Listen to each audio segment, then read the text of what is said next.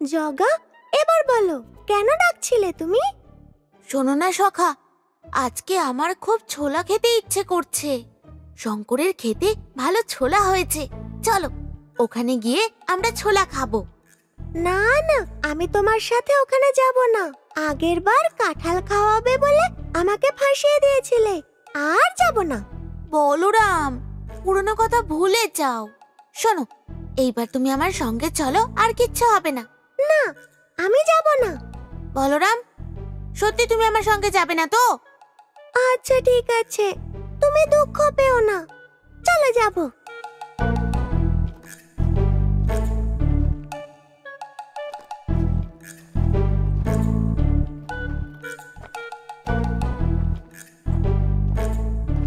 আহা, বলরাম দেখো কত ছোলা দেখা যাচ্ছে।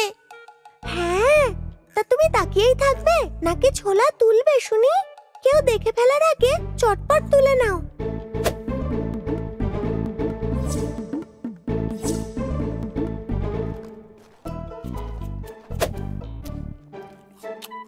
আহা, কি সুস্বাদু এই ছোলা। আরে বলরাম, তুমি ওইভাবে ওখানে কি দেখছো? কেউ আসছে কি না দেখছি। ওহো বলরাম, তুমি এত ব্যস্ত হচ্ছ কেন? কেউ আসবে না, তুমি এখানে এসো, আমার সঙ্গে বসে ছোলা খাও। ভাই মাট্রু, ওই দেখ, ওই লোকটা আবার আসছে। আরে ভাই কাটরু, এইবার আমরা ওকে ছাড়বো না। আজ আমরা ওর সমস্ত আগের হিসেব আমরা কড়াই গন্ডায় সব বুঝে নেব, কেমন? হ্যাঁ, এই যে ভাই, দর্শন করে এমনি এমনি চলে যাচ্ছ? আরে আসার সময় তো খালি হাতে এসেছিল, যাওয়ার সময় আবার কি নিয়ে যাচ্ছে দেখি দেখি, তাতে কি আছে দেখি। আরে আরে আরে কি করছো? দয়া করে নিও না, এটা নিও না তোমরা, আমি বলছি ছেড়ে দাও, ছেড়ে দাও তোমরা। আমরা দেব না, তুই আমাদের কি করে নিবি? চল ভাই মাট্রু, যা চেয়েছিলাম তা পেয়ে গেছি। আরে নিয়ে যেও না, নিয়ে যেও না তোমরা এটা, এটা যে আমার মেয়ের বিয়ের জন্য ছিল। এবার আমি কি করবো?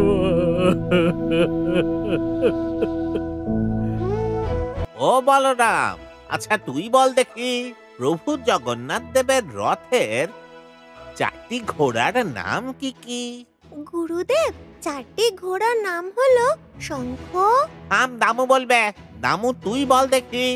4টে ঘোড়া হলো শঙ্খ, বলাহক, শ্বেত, হরিদাস।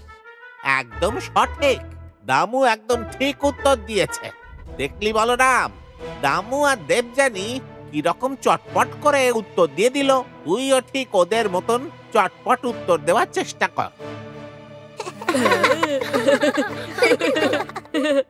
দেবযানী হলো মহারাজের কন্যা, আর দামু হলো মন্ত্রীর পুত্র। এই দুজনের বলরামের সঙ্গে বন্ধুত্ব ভালো নয়। যদি আমি বলরামকে খারাপ বলি আর ওদেরকে প্রশংসা করি, তাহলে ওরা আমার তরফে এসে যাবে, আর তারপরে আমার কাজটাও সহজ হয়ে যাবে। বাচ্চারা, তোমরা এখানে বসে একটু পড়ো, আমি একটু গিয়ে ঘুরে আসছি। দামু, যদি কেউ দুষ্টুমি করে তবে আমি এলে বলবি। আচ্ছা গুরুদেব। আচ্ছা রঘু ভাই, তুমি যাবে কি? আরে না না, আমি সে কারণে জিজ্ঞেস করিনি। মহাপ্রভু সকলকে দড়ি টানার সুযোগ দেন, আমার উপর কবে দয়া করবেন কে জানে। সবই প্রভুর ইচ্ছা। বলো সবাই সর্বানন্দে একবার হরি বল।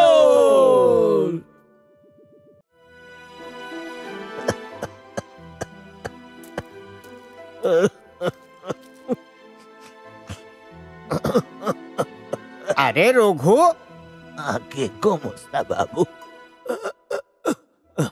আরে থাক থাক, উঠতে হবে না, শুয়ে থাকো শুয়ে থাকো। কিছুদিন হলো আমার শরীরটা একদম ভালো নেই, ঠিক করে উঠে বসতে পারছি না বাবু। প্রভু আমাকে পাঠালেন ওনার প্রায় 20খানা হাঁড়ির প্রয়োজন। তুমি গড়ে দিতে পারবে নাকি? আগে না গোমস্তা বাবু, আপনি তো দেখতেই পাচ্ছেন এখন আমার শরীরের অবস্থা। বড় বাবুকে বলবেন অন্য কাউকে দিয়ে কাজটা করাতে। আমার দ্বারা এখন এসব হবে না বাবু। ও আচ্ছা আচ্ছা, ঠিক আছে ঠিক আছে। আর তুমি ওষুধপত্র খাচ্ছ তো নাকি? বৈদ্যমশাইকে দেখিয়েছ তো? হ্যাঁ, কত ওষুধ তো খেলাম, কিন্তু শরীরটা কিছুতেই ঠিক হচ্ছে না। আচ্ছা ঠিক আছে ঠিক আছে, তুমি বিশ্রাম নাও, আমি এখন আসছি। আগে বাবু।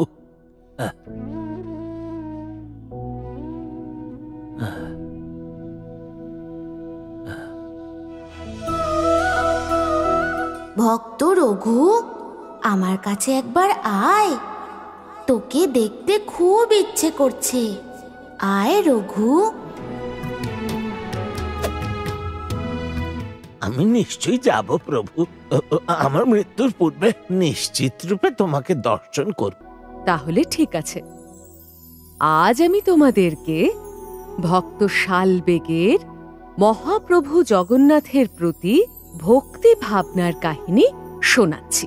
এক সময় ভক্ত শালবেগ বৃন্দাবনে সন্ন্যাসের জীবন যাপন অতিবাহিত করতেন।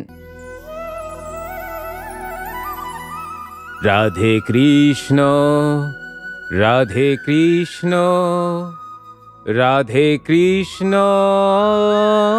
হরে হরে। হে অখিল ব্রহ্মাণ্ডপতি শ্রীকৃষ্ণ, দাপর যুগের লীলা খেলা শেষ করে এখন আমাদের পুরীর শ্রীমন্দিরে রত্নবেদিতে বসে সারা জগতের কথা শুনছেন। আমার দুঃখ কি আপনি দেখতে পাচ্ছেন না? আমার যবনকুলে জন্ম হয়েছে বলে আমাকে শ্রীমন্দিরের ভেতরে প্রবেশ করতে দেওয়া হয় না। তাও আমার আপনার প্রতি যে শ্রদ্ধা, তা এক বিন্দুও কমে যায়নি প্রভু। ঠিক আছে, আমার যত পরীক্ষা নেওয়ার নিন, কিন্তু আমার এই শরীর থেকে প্রাণ বেরিয়ে যাওয়ার আগে আমি নিজের এই চর্মচক্ষে আপনাকে একবার দর্শন করতে চাই মহাপ্রভু। যদি মন্দিরের ভেতরে না হয় না হোক।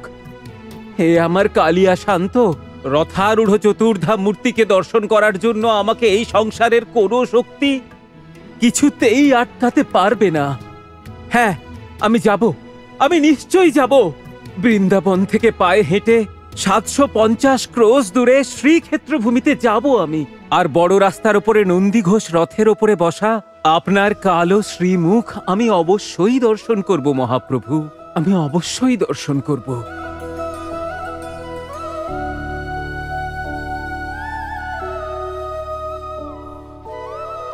হে শ্রীক্ষেত্র নিবাসী দীনজনের বন্ধু, পতিত পাবন জগতের নাথ মহাপ্রভু জগন্নাথ, আজ প্রাতঃকালে আমি আমার নীলাচল যাত্রা শুরু করলাম।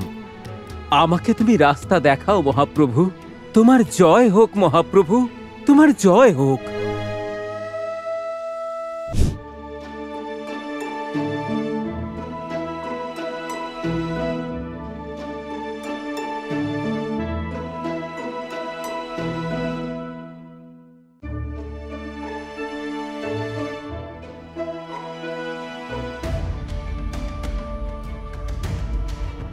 যেদিকেই তাকাচ্ছি দেখছি ঘন জঙ্গল, কোনো দিকে কোনো সরু পথ পর্যন্ত দেখতে পাচ্ছি না। আমি এখন কি যে করি? জগা, তুমি মাসি সেজে এসেছো বলে কেউ চিনতে পারছে না, কিন্তু এখন যদি মাসি চলে আসে কি হবে? আরে বলরাম, তুমি চিন্তা করো না, মাসি এখনো জঙ্গলেই ঘুরে বেড়াচ্ছে।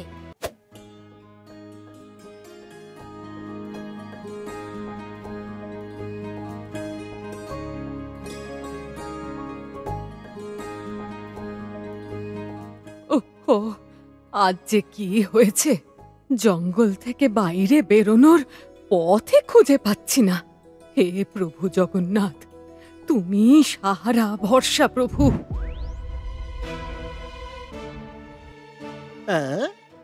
আরে বলরাম, তুমি এখানে কি করছো? কিচ্ছু না, মাসির দোকানে ভিড় ছিল তো তাই ওনাকে সাহায্য করছিলাম।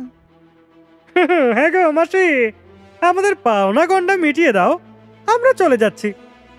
না, মাসি দেবে না, তোমাদেরকে মুদ্রা মাসি কেন দেবে? শোনো বলরাম, বাচ্চা বাচ্চার মতোই থাকো, আমাদের কথায় নাক গলিও না, বুঝলে? দাও দেখি মাসি, তুমি আমাদের পাওনা গন্ডাটা দিয়ে দাও। না, বলরাম ঠিক বলছে। আমার মুদ্রা তোমাদের হাতে কেন তুলে দেব? আমি কিছুতেই দেব না। তুমি বলরামের কথা শোনো না, কিন্তু ভালোয় ভালোয় আমাদের মুদ্রা দিয়ে দাও। না হলে কি করবে তোমরা? যদি মুদ্রা না দাও তাহলে তোমার সমস্ত প্রদীপ তুলে নিয়ে যাব, বুঝলে? হ্যাঁ, দেখবে? আরে বাবা রে! শোনো মাসি, আমি তোমার সব ফুলের মালা নিয়ে যাব, দেখবে নাকি? হ্যাঁ। আরে ভাই বাচ্চু! আরে তোর হাতে তো সাপ রে! তোর হাতে সাপ! আরে তোর হাতে সাপ রে! সাপ সাপ! আরে কি কি কি!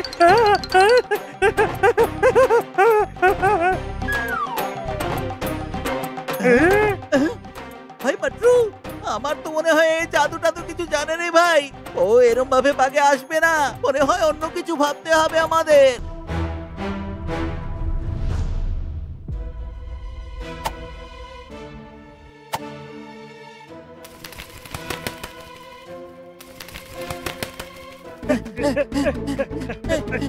আরে আরে আরে ধর পালিয়ে গেল। আরে ধর, তোকে আবার আমরা ধরতে পারলাম না, উড়ে গেলি। না না, আজ তোকে নিশ্চিত ধরে আমরা বিক্রি করব।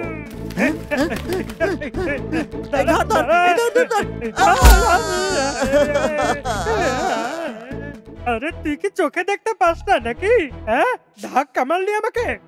আরে তুই আমার দিকে কেন দৌড়ে আসছিস? হ্যাঁ, আচ্ছা বেশ, ঠিক আছে, তুই এইদিকে থাক, আমি ওইদিকে থাকছি। ওই পাখিটা যেদিকে যাবে সেই ধরবে, ঠিক আছে?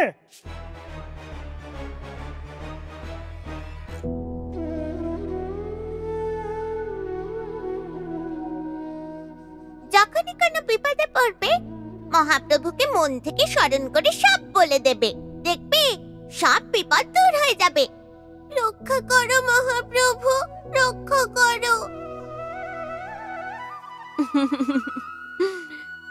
বলরাম, বীর গোবিন্দপুরের জমিদারের রাজা গজপতি থেকে মহাদানী উপাধি পাওয়ার পর ওনার মনে হয় মতিভ্রম ঘটেছে।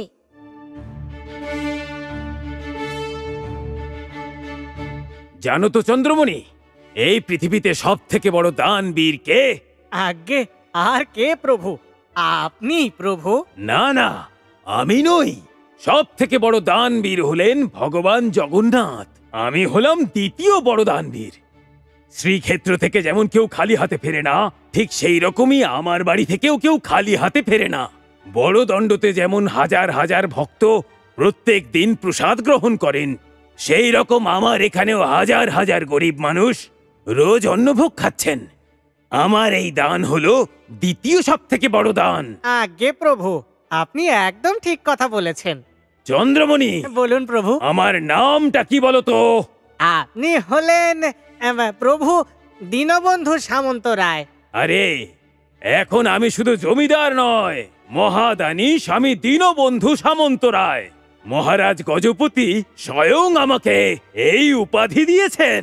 তোমরা আমাকে এবার থেকে মহাদানী সামন্ত বলেই ডেকো। আগে আপনাকে মহাদানী সামন্ত বলেই ডাকবো। চন্দ্রমণি, বলুন প্রভু। এই সিংহাসনে বসে বসে আর ভালো লাগে না। একটা কাজ করো দেখি, জগন্নাথের রত্ন সিংহাসনের মতো আমার জন্য একটা সিংহাসন বানাও দেখি। সেই রকম একটা সিংহাসন হলে ভালো হয়। আগে খুব শিগগিরই স্বর্ণকারকে ডেকে আমি কাজ শুরু করে দেব মহাদানী প্রভু। মহাদানী প্রভুকে আমার প্রণাম। মহারাজ, আমার বাড়ির ছাদ উড়ে গেছে, আজ্ঞে মেরামতের জন্য যদি কিছু সাহায্য করেন ভালো হয়। চন্দ্রমণি, কত খরচা লাগবে এনাকে দাও। যথা আজ্ঞা মহাদানী প্রভু। মহাদানী প্রভুর জয় হোক, মহাদানী প্রভুর জয় হোক। নমস্কার মহাদানী প্রভু, আমার স্ত্রীর শরীর ভালো নেই, বৈদ্যকে দেখানোর জন্য যদি কিছু মুদ্রা ধার দিতেন তাহলে আমি আপনার কাছে ঋণী থাকব। আমি ধার দিই না, আমি হলাম মহাদানী। আমি শুধু দানই করে থাকি। যা মুদ্রা দরকার নিয়ে যাও। না না মহাদানী, আমি দান নেব না, আমি ধারই চাই। কিছুদিনের মধ্যেই আমি শোধ করে দেব। না হলে যদি বলেন কিছু কাজ আছে, সেই সব কাজ করে দেব। সেরকম কাজ তো কিছু নেই। তুমি একটা কাজ করো, তুমি বরং আমার একটু পদসেবা করো।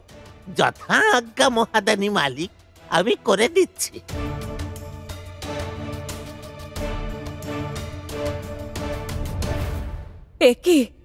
এ তুমি কি করছো? উনি এত বৃদ্ধ মানুষ, বয়সে তোমার থেকে অনেক বড়। তাকে দিয়ে পদসেবা করা উচিত হবে না, পাপ হবে তোমার। কিচ্ছু হবে না।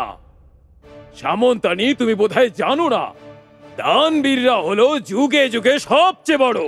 কারণ যে দান করে তার হাত সর্বদা সবার উপরে থাকে, আর যে নেয় তার হাত থাকে তলায়। আমি দান করছি মানে আমি দাতা, অর্থাৎ আমি হলাম সবচেয়ে বড়, আর যে নিচ্ছে সে হলো ছোট। তোমার যা ইচ্ছে তাই করো, আমার কিন্তু এসব একেবারে ভালো লাগছে না। আচ্ছা ঠিক আছে, আর কার কি দরকার আমাকে বলো।